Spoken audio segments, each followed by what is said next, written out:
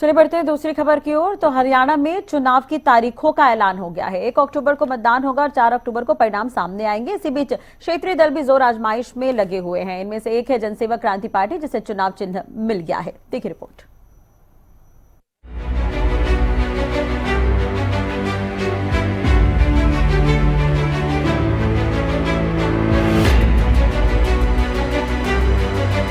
हरियाणा में चुनाव की तारीखों का ऐलान होने के साथ ही चुनावी बिगुल बज चुका है।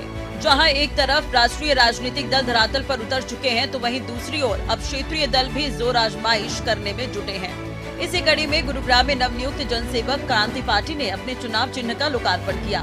इलेक्शन कमीशन के द्वारा जनसेवक क्रांति पार्टी को 7 किरणों वाली कलम का चुनाव चिन्ह दिया गया है। देखिए, पहले तो आपके दर्शकों को मैं भी शुभकामनाएं देता हूं कि अब लोगों के पास एक विकल्प आ गया है।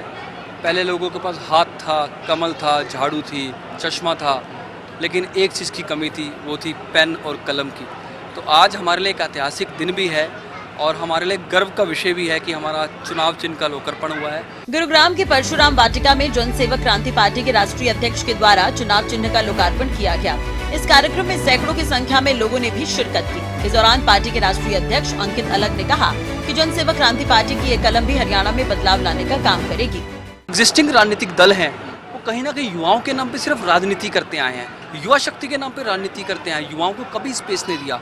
मैं समझता हूँ ये एक लोकतंत्र में सब स्वतंत्र हैं, संविधान में भी लिखा है कोई भी दल बना सकता है। हाँ, लेकिन जो हमारी एक केंद्र में सरकार है, उन्होंने क्षेत्रीय दलों को निगलने का काम किया है। क्षेत्रीय दल उनके बराबर ना आए, उनको कहीं ना कहीं दबाने का काम।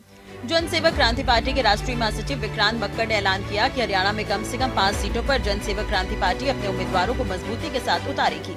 इस देश को अब कमल की नहीं कलम की जरूरत है। देखिए, प्रतिक्रिया कहती है जनसेवक क्रांति पार्टी, जैसा इलेक्शन कमीशन ऑफ इंडिया ने अपने लेटर में भी हमें बताया, क्योंकि हमारी शुरुआत है, हमें 5% सीटों पर लड़ना है, तो 5% सीटों पर तो हम अवश्य लड़ेंगे और हो सकता है उससे ज़्यादा भी लड़ें। की बात नहीं होती, यहाँ पर सेवा की बात होती है। तो आप आएँ, हमारे साथ जुड़ें और मिलकर के सेवा करेंगे और हरियाणा को जरूर आने वाले समय में नंबर 1। बहरहाल एक बात तो साफ है कि हरियाणा में चुनावी बिगुल बजने के बाद अब तमाम नेता एक्टिव मोड में नजर आ रहे हैं। लेकिन ये तो 4 अक्टूबर को ही साफ हो पाएगा कि जनता किसे जीत का ताज पहनाती है। Bureau report, Haryana news.